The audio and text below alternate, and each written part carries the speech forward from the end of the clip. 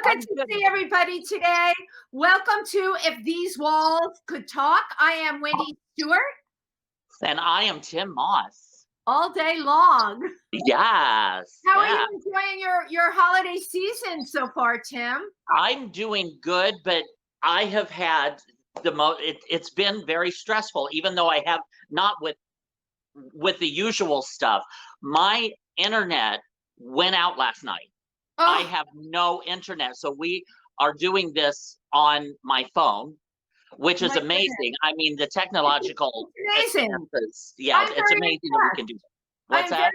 I'm very impressed with what you're able to do on your phone. You're coming through loud and clear, and fingers crossed, everybody, that we continue to do that. That's my point there. Unfortunately, our wonderful guest today, I'm not going to be able to show the video clip because I can't do that on my phone. I need my computer to do that. So, but we're going to have a wonderful talk today. Well, and the video, should anybody want to go to it, we'll give the name of it and we'll tell them where to find it. It's called Silent City. And before we wrap out today, we'll let you know you can Google it on YouTube. I so love the video with them. It's great. Same here. That video was incredible. Everybody has to tune in and watch that video. Totally visionary. So can I just show a couple of my Christmas presents? Absolutely. So, my fabulous friend Albert C. Penna, I hope you guys can see these, got me these amazing glasses. He held on to these from July for me. You know, that's a real friend. So I love those to death.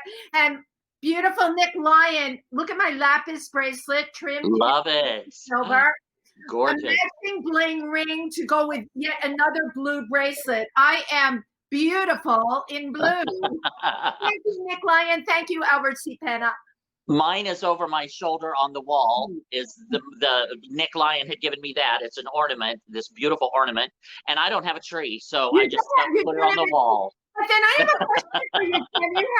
You had a picture of yourself up on Facebook with a big hunking tree. What was that? Yeah, that was actually, I went to my friend Michael Brady and Tony Billups. I went over to their house last week for a very small dinner party, socially distant and all of that. So, and they had this huge, beautiful tree. So I thought, while I was here, let me get a picture. So you just you hoard somebody else's tree is what you did. Yeah, exactly. I'm a tree whore. The word is out. So with the holiday season, I'm trying to get a little festive. This time last year, I had been to like 16 Christmas parties. Right. Okay. Right. This year, you know, I get dressed up to go sit in front of my computer on Zoom. I think I've been to like 5 things. It's not what I want, but you know what? We're going to do the best we can. Exactly. And again, normally December, June during Pride Month and December during Christmas are 2 of my busiest seasons. Of course, right. And I'm just booked solid all season long. And this year, nothing. You know, it's just you're booked on Zoom. You know what? We got to take it any way we can get it. Oh, and speaking that's my philosophy anyway. I usually take it any way I can get it. It's all through the year. That's what the word is out there. Oh, but speaking of philosophies and words, I'm very excited about today's guest. Yes, just real quick. One last thing that I did this week that was very cool. I did get to see Jupiter and Saturn when they lined up, and I got some pictures of it. It was very cool. Right, yes. You did. You put the pictures up. I saw yours for the first time. Really great. Thank you. Yes, it's very cool. Now, our incredible guest this week. He is they are like the coolest person ever. We'd like to introduce Maddie Namer from the FMs. Come on down. And as soon as I can. There we go. Are we in? Hi. Oh my God! There we go. There's Maddie. How you doing? Maddie. I'm great, and I brought a friend along as well. Let's see. Your friend, please. I want to see that face. This is Mr. Edgar Allan Poe boy. Get out! Oh, hello, Poe boy. Oh my gosh, Maddie, really good to be on the show with all of you today. Maddie, I like this. You can just stay off camera, keep him there, and then you use your voice. It's I'll answer any questions that you have. I'll just ask them, and I know Maddie pretty well, so I'll just I'll let you know what the he's so placid. They're such even-tempered dogs. He is adorable. So I'm pretty sure Po' Boy.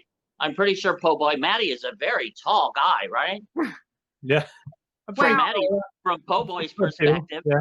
Well, Po' Boy is like so chill. I feel like going down just looking at him, you know? He's such a good dog. He's like the best dog. He's really good. So, Maddie, I'm going to open up with then, because we're talking about Po' Boy. Is he your pandemic puppy? He is. Yeah, we got him back in April. So he's this is actually his first Christmas ever. Oh, cool. Oh my gosh, and he's here with us today. You know, Tim, this is the first dog, or I don't like to call them dogs. This is our first furry person that we've had on with us since we've been doing That's true. Maddie, so great. Oh my God. So Po' Boy is a special dog to us. He is. And he has the whole special set of anatomy that we've named, you know, just his body parts, his own special things. So these are his poots. Oh, was that him? These are his poots. Oh my God. And then these are his mewees. His mewees. I love the word meewee. It kind of looks like a W, like when you look at his like ears. Right. So like they kind of look like they could be like M's or W's. So. It's a meewee. Meewee. Oh was that him doing the little thing? Yeah, he's doing his little grunting right now. So, I love it. So cute. Maddie, you know, so many people have gotten dogs right during the pandemic because it definitely fits our emotional need. How do you think that Po' Boy has affected both you and your music? I'll open up with that. Yeah, how's he affected the music? Well, I don't know. I will say that it's been really fun to just sort of like have him for stuff like this sometimes. As like maybe not everyone will like my music, but everyone will like Po' Boy, you know. He's pretty pretty diplomatic, you know. Yeah, how can you not love a sweet face like his, you know? Oh my gosh. Well, now one thing that we forgot to mention in your intro was that are you the founder of the group FMs, the FMs? Yeah, kind of. I mean, although we all really formed it, you know, at the same time. We've never actually replaced members or anything. It's all the original lineup still. And you formed what in 2017? Yeah. So don't you want to know how they all met? That's like so cool. I love that. Yeah. How did you all meet? So Frankie, Rex, and I are the two vocalists in the band, and we actually met in high school. Believe it or not. Oh, cool. Yeah, and we both grew up in New York City, and we met in high school. And we were actually in each other's. We were in each other's first band, actually. Oh, cool. Nice. We've been playing music together since we've really been playing music, you know. And basically, the two of us got, you know, older, and then kind of realized as we were maturing a little bit and turning into adults that we both realized that we were both genderqueer, and that Frankie was somebody that was genderqueer and was assigned female at birth, and I was genderqueer and assigned male at birth. And we thought that we both always loved singing together, and we both sort of loved the same music. So we thought it'd be really interesting to start a band, and, you know, just kind of having the band have somewhat of a concept around the fact that we're both genderqueer, and really like talking about gender things, and really flipping the idea of gender around from being this, you know, 1-0 binary, like on or off type thing, you know, yin yang concept. There's all these things in culture. We talk about duality of gender and all these things, and just, you know, breaking that down into a spectrum where you could land on any side of the spectrum. It's, you know, got an infinite amount of points, and you can craft any kind of gender identity you really want. And so that's kind of the message and the concept of the band. And the name is kind of a play on it too, like kind of the female names, or the Frankie, Maddie, and, you know, so it's sort of like we are flipping this idea of duality of gender around on its head. Yeah, I never realized was FM Frankie Maddie or FM female male. Male, yeah. That's so cool. Uh-huh. Because again, Um, life is just a mixture. It's a blend. And I'm so glad that like your generation has helped to bring that to the forefront. yeah. For our generation and many of the people in my generation, that's a very foreign concept and very difficult to understand. Sure. But we'll get into that in a little while if that's okay. But Yeah. can we let's get to know Maddie a little bit better. So I want to take one of Maddie's quotes. I just want you to talk about this, okay? The band exudes sex, subversion, and style through their politically charged pop missives. Elaborate on that for me. Well, we're very sex positive in general. So we talk not just about gender issues, but also about sexual orientation and things like kink or sex shaming or just having like expectations around, just the double standard that we really give to women in our society. You're too skinny, too fat, too slutty, too prude, just God, I love you all already. you can't win, right? Basically, yeah, right. Tell women in our society, no matter what you do, you're gonna not please everyone, right?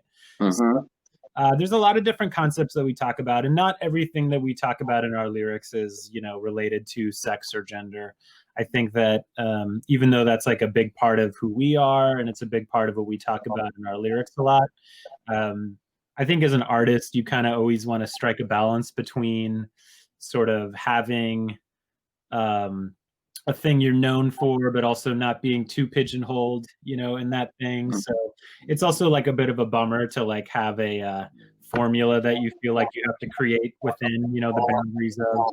So we write about all kinds of stuff. We write our first album was called Makina Scene Epic, and it was kind of this like idea that, artificial intelligence is going to take over the world one day, and then, be a whole geological epic within itself, after the Anthropocene epic. So we kind of dive into all kinds of stuff, and I think at the end of the day, for us, it's like really just about feeling a little bit of responsibility.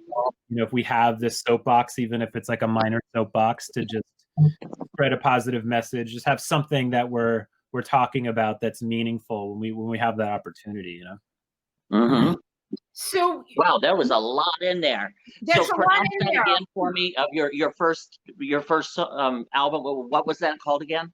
Yeah, I can't say it. Kind of a pretentious name, right? But it's kind of it was called Makina Scene Epic. Makina Scene Epic. Yeah. I couldn't even pronounce it. That's why when I was like going to ask you about it, I'm like, I was going to have you say it. Makina, yeah, right. Yeah? Like, good. I know. It's a heady concept. So basically, is this idea that geologists are kind of talking about, the Earth, and they have these different epochs that the Earth, 4 billion years old, is like gone through different times, and they have their own like geological, aspects of the Earth, right? Like, oh, this rock formed during this time, 300 million years ago.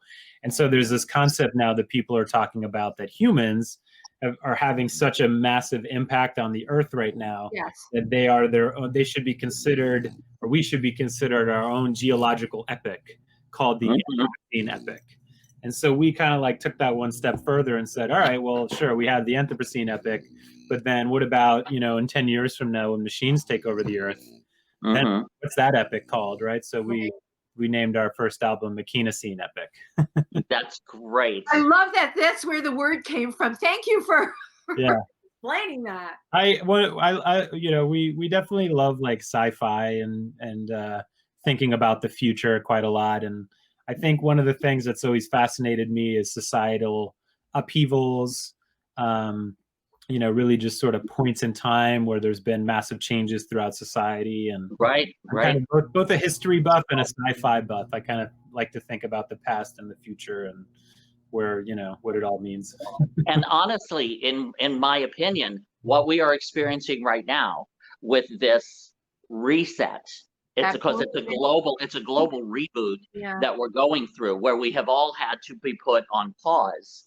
Yeah. It's also contributing to that, because I think we're kind of reprioritizing and we're kind of refocusing, and again, like the tech mind, and how we're going to infiltrate, how we're going to add that into our society as well.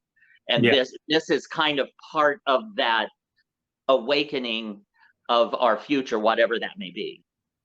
Definitely. I think that all of us have this sense that, like, we have no idea what 2021 is going to look like, more so than we've ever had, or 2030 memory, right? Right. It is the uncertainty that's out there. So you wrote a song during the pandemic, which I totally love, and I can't get the tune out of my head. It woke me up at 3 o'clock in the morning because I knew you were coming on today. Can you talk about that piece and the influence behind it and the kinds of images? You had images that you took of statues in Central Park. If you can talk a little bit about the making of that and the name of it for everybody. Sure, Well, that was very powerful. Yeah, very powerful. The song you're talking about is called Silent City. Yeah. Silent City. What's kind of interesting about it, actually, was that we wrote it a year before the pandemic really happened. Wow. Yeah, so you kind of, like, going back to what I was just saying, I was, like, really fascinated with the concept of, like, societal upheavals. Just to kind of rewind and take a long route to answer your question here. You know, I think I was around and lived very close by and was in school at the time that September 11th happened, the events of September 11th. And my school was, like, really a couple blocks away from there, and I got to, you know, had watched. You were at Stuyvesant. You would have been at Stuyvesant. Yeah, I went to Stuyvesant. Yeah. Wow. So basically, I think it instilled within me this sense of, like, the events that change the world aren't just, like, necessarily these things that have happened in the past or happening in the distant future, and that, you know, like, you can be near big events happening. It just sort of always instilled within me this fascination with, like, major changes to society, major upheavals. So one of the things I've actually always been interested in and always worried about was global pandemics. And when I was a kid, actually, my childhood fear was Ebola. So it's definitely something I've always thought about a lot. And this song that I happened to write in roughly, like, the first part of 2019 was kind of imagining what New York City would look like if a pandemic hit it. Wow. And, it was pretty weird because we were finishing up that song. We sort of, like, got the masters for it, you know, like, in March or April of this year.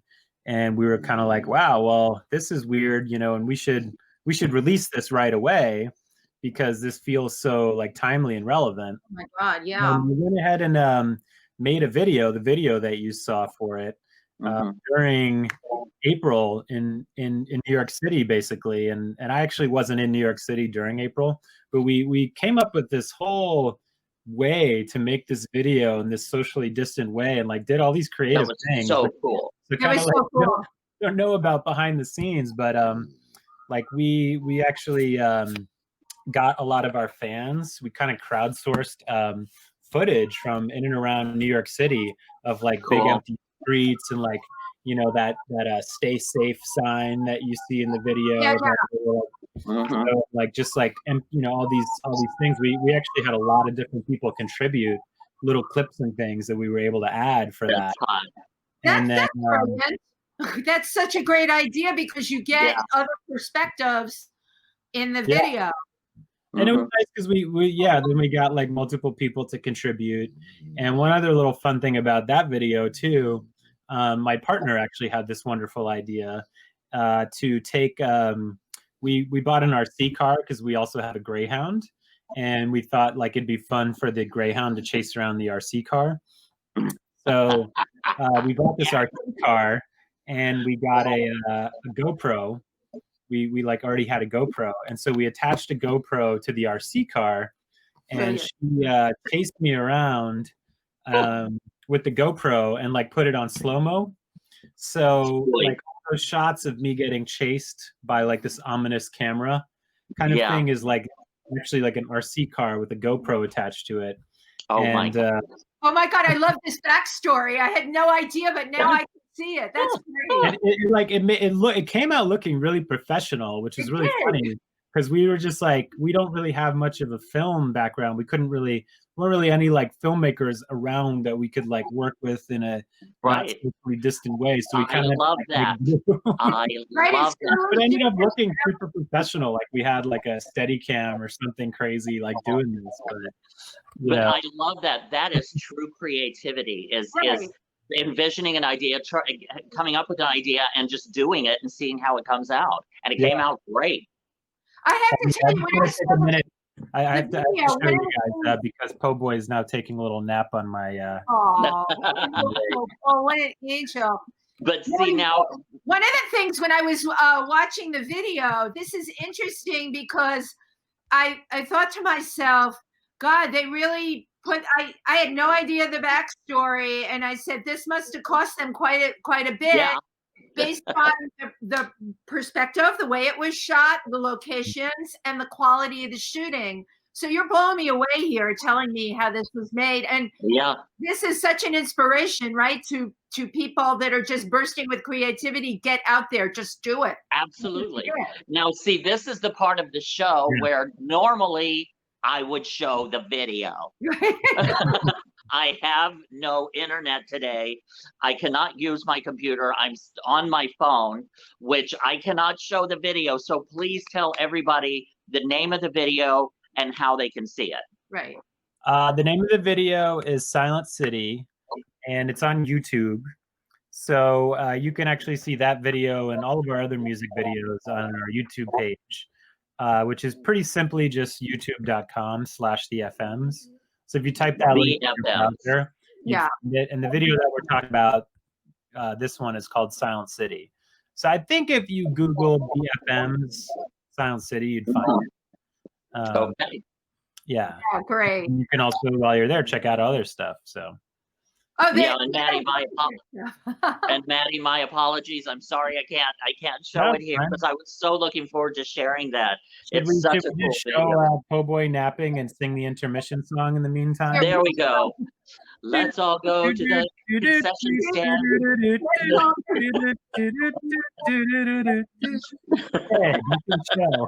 And we're back. My God, I can't. The thing about French Bulldogs, they are like, hey, dude, what are you racing through your life for? You just got to be chill. You know, they are so easy. He's just living his French Bulldog life in your lap there today. Yeah, he so we have a greyhound, and her mode basically is that she like gets grumpy if she doesn't get her like 20 hours of sleep a day. Right. And, like, so she's just the laziest dog. But she's also very much a princess. Like she has to lay on all the comfiest couches and spread out all the way across the comfy couch and sleep on all the comfiest beds and like. Well, that's what it's for. It's for her comfort. She also is like super fast. She was a rescue, and she was they were all rescued. A racing dog, and she actually like won a few races, I think, in Kentucky in her youth. Yeah, you can only get them you can only adopt them from the rescue centers. You can't get them on any. So I found out from a that have greyhounds. How old was she when you got her?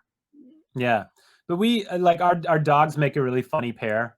You know, like because he's so like round and rolly and like pudgy and just like kind of like.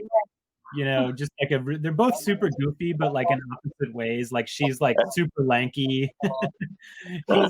He's usually pretty animated, actually. He's kind of like chill right now because we took him on a walk this morning. But like, he sometimes is really mellow and sometimes he's really playful. So. Don't you have a cat? He's very extroverted. What? And do you have a cat also? We do. We have a cat. His name is Agent Dale Cooper. He works for the Feline Bureau of Investigation.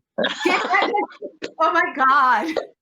I love when you do this. I love when people put crazy names either to describe their animals or, you know, give them a little backstory like that. That's great. Of course, he works. I don't know if you're a Twin Peaks fan, if you're like a David Lynch fan, but he's named after the main character in Twin Peaks. Yeah. You know, the FBI agent, Dale Cooper. So he kind of like a tuxedo cat. Like he's got the black body with the white sort of neck. So he kind of looks like he's wearing a suit. A tuxedo or something, yeah. So he's kind of the perfect name for Dale Cooper, who, you know, in the show pretty much always like wore a suit. And you know, he works for the Feline Bureau of Investigation, not the Federal Bureau of Investigation. Yeah. Cat version. So, you know what I find really interesting, Maddie, and I wanted to ask you this. You know, in terms of being in the music industry, right? You're pretty new. Yeah. And you definitely dance to your own drum with the kind of music you're creating.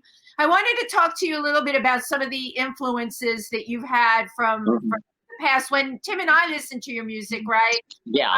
Immediately, I felt Depeche Mode. I felt Morrison, very heavy. And you also mentioned the Flock of Seagulls. Flock of Seagulls too. Yeah. So can you talk about the influences? And a little Bowie in there. Yeah. I always love hearing what other people have to say too, because that's so much fun. And I think that I always feel good about when other people have to say stuff, because I never like hear people say always the same thing over and over again. So it's really interesting. Like sometimes people will tell me that we sound like a band I've never even heard of before, and then I'll go kind of look them up and be like, oh, really? That's cool. So definitely David Bowie is definitely a hero of mine and should be of everybody, I think. And you know, I think that it's incredible how, you know, the guy was like making great music for like 50 something years or longer. I mean, the last album that he put out, Black Star, was incredible. Incredible. And it's so rare that people are making album after album that feel relevant and amazing, like each time around. Each thing he did over that 60-year span was like an amazing work of art. I don't think there's anybody else I can think of who really had a career like that. So he's definitely somebody that I love and adore. Definitely Depeche Mode too. You know, I really like those. Love. I think that we, you know, listen to music from a lot of different eras. So a lot of 90s stuff, a lot of 80s stuff, a lot of 70s stuff.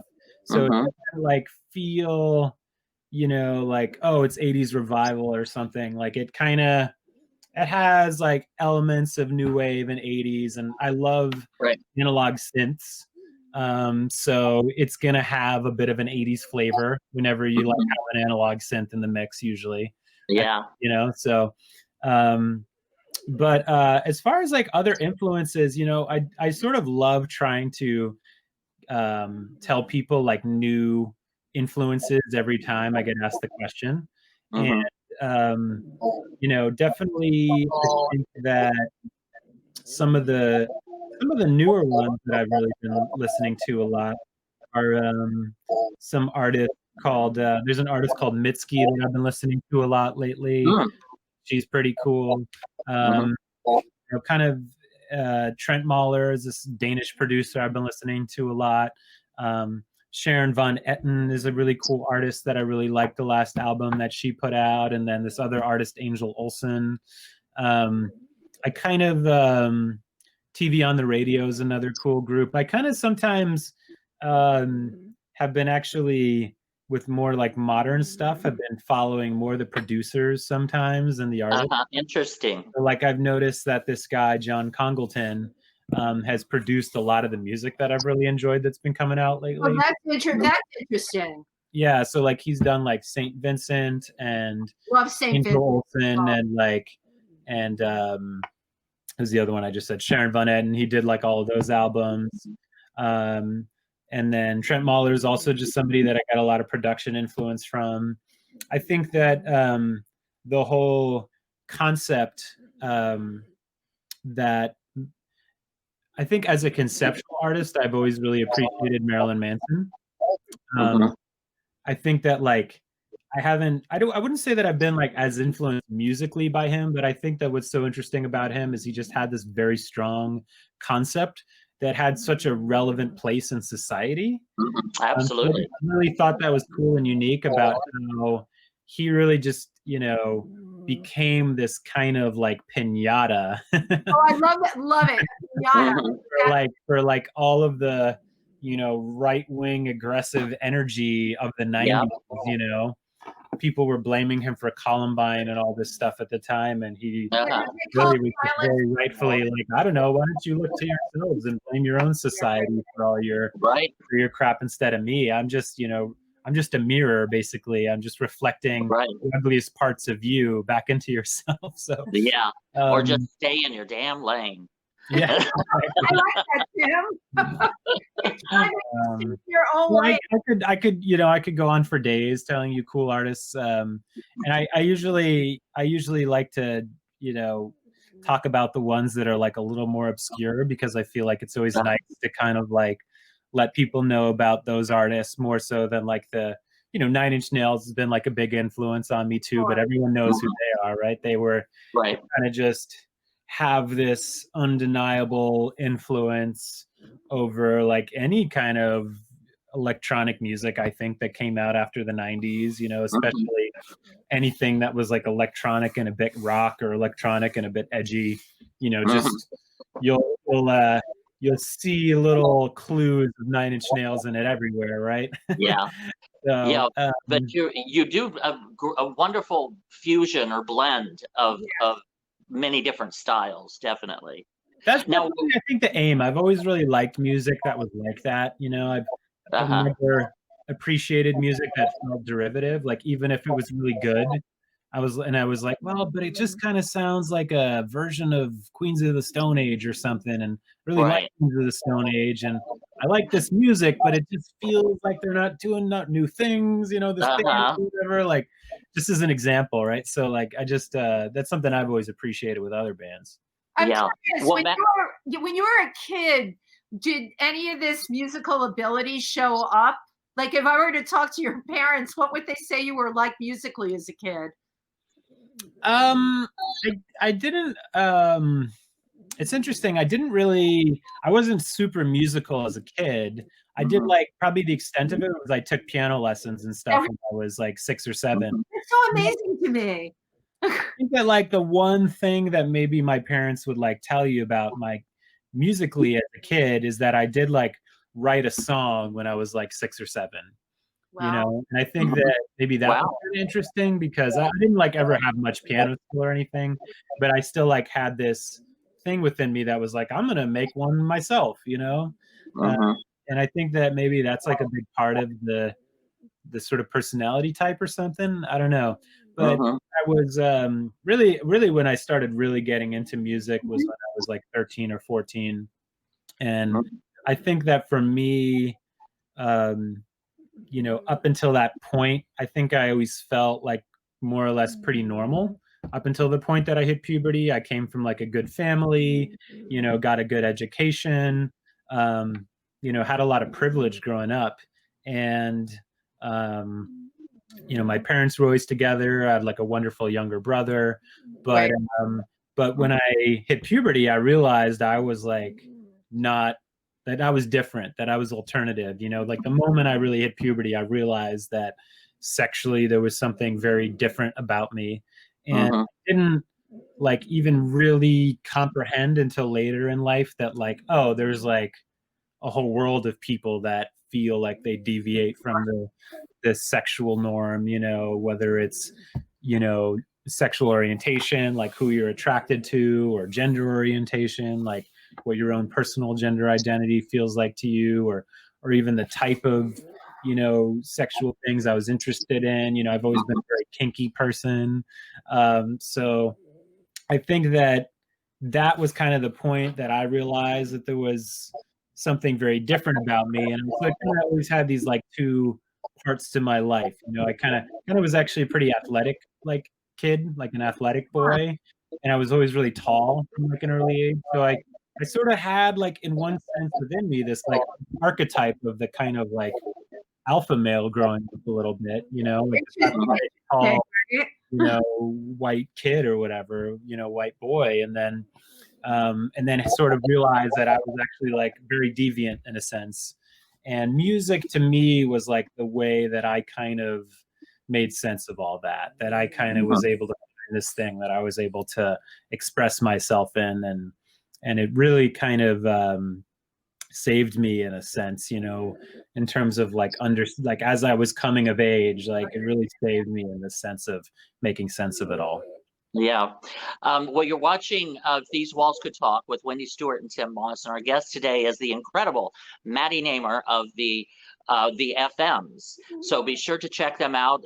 Be sure to go to YouTube and check out their channel, the FMs, and check out their music videos. Now, we were just talking about you growing up and coming to terms with being a little bit different. And one thing also I wanted to mention to you, which I really appreciate, is you had mentioned about how like some of the sounds from the 90s and from the 80s and from the 70s that you, because so many now will look as far back as last week or last month as far as musical evolution. They have no idea.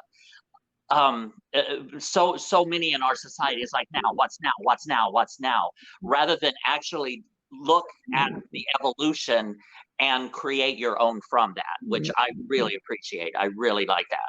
Well, yeah, and Tim, I want to pick up on what you're saying, because this is something I've been thinking about while we're talking.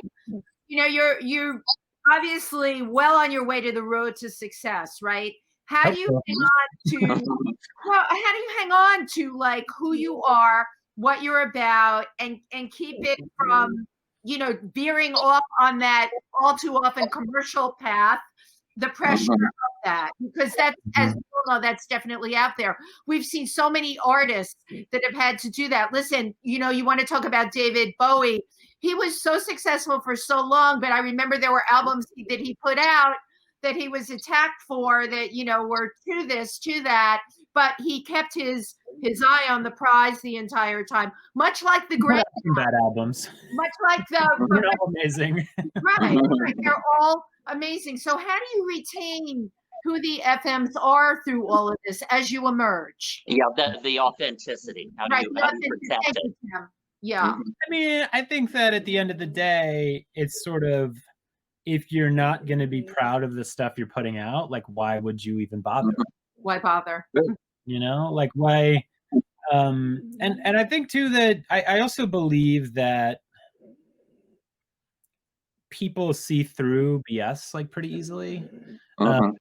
People are really attracted to like authenticity and you know, being genuine. So I just, my own personal philosophy is just that when you're creating art, you just like have to be honest about what you're doing, what you're saying, you know, be honest about who you are. I think that, you know, I felt the need to kind of come out publicly about being kinky, queer, all these things, because I couldn't be an artist without doing that, you know, because that's a big part of me, right? So it'd be like dishonest if I didn't. I don't know. I think that there's certainly times where like we, you know, I'm not like a purist either, though. I think that there's definitely times where I'm like, oh, this could make this chorus catchier, like this we can make the song a little popular. But that's just adapting. Like my own taste too, right? Because I kind of like pop music too. You know, so I think that and the other thing I want to say about that all is that what's also really important is that the message stays positive to me, right? So like, even if musically and we haven't ever really put something out where I like didn't love it or I thought it was like pop garbage or something. Like, we've never done that. But I think that also like the really, really important thing to me is the message. Because when I listen to pop music now, I can appreciate a good pop song, but like if the message is just like not at all positive, just you know, trash, like, you know, gender stereotype nonsense, misogynist stuff or whatever it is, or I'm just like telling you about how great I am, like I'm the guy and I'm so great. Like, I just, it doesn't resonate with me. So I just think that that's also really important. And I think that no matter where we ever got, that if somebody was like, you're going to have a, #1 single and you're going to make $1 million and all this stuff, and put the song out, but it didn't have a good message, that I wouldn't do it. Like, it just wouldn't, I really don't believe in that.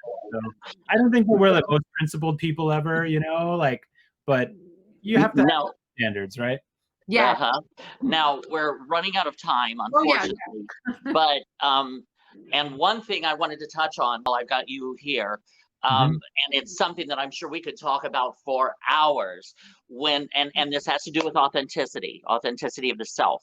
When I was born and when I was growing up, I was born with a penis, so I'm a he, him.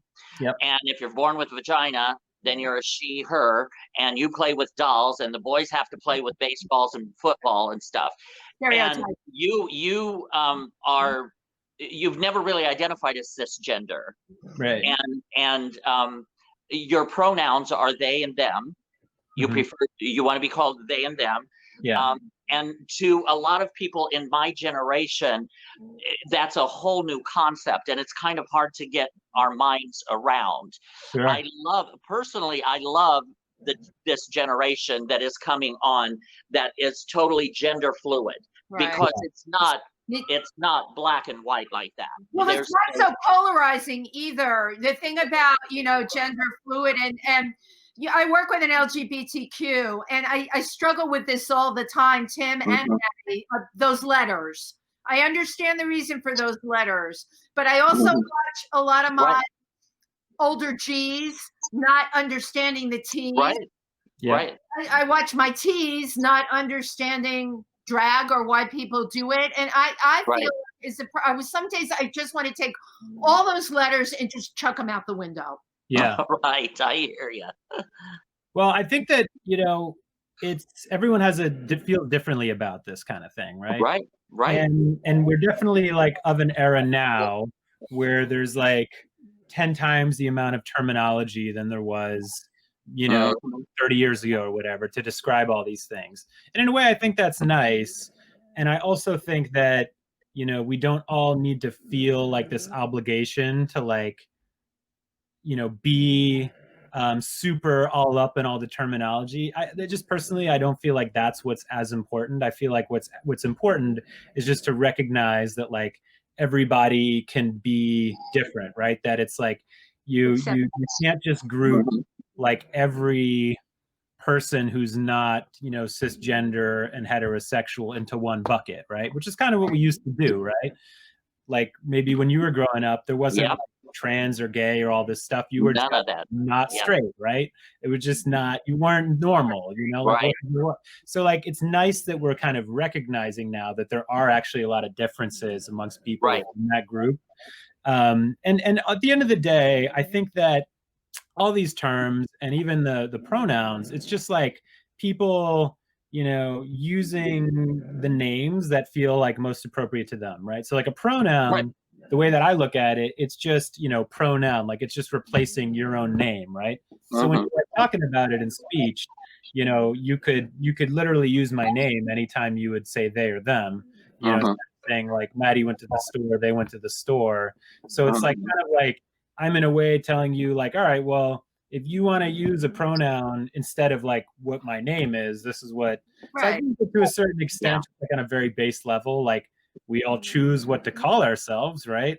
Like that's like a general thing that we've accepted as a society. And if somebody gets it wrong, it's kind of like, okay, well, you sort of like mispronounced my name. It's not a big deal. Like that's how I feel about it when people, like use he, him or something. For me, I'm just like, oh, that just sounds grammatically wrong to my ear. I don't feel this like really personal front, but other people do. For other people, it's really important. I know a lot of people. I have had people that are turn on their heels and will end an interview if I made a mistake.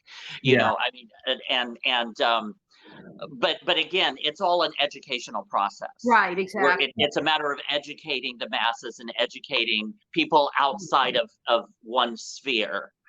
And that's what we're in the process of doing. And again, I would love to have you back on and just devote the entire hour to this. Talk about this for hours, you know. So.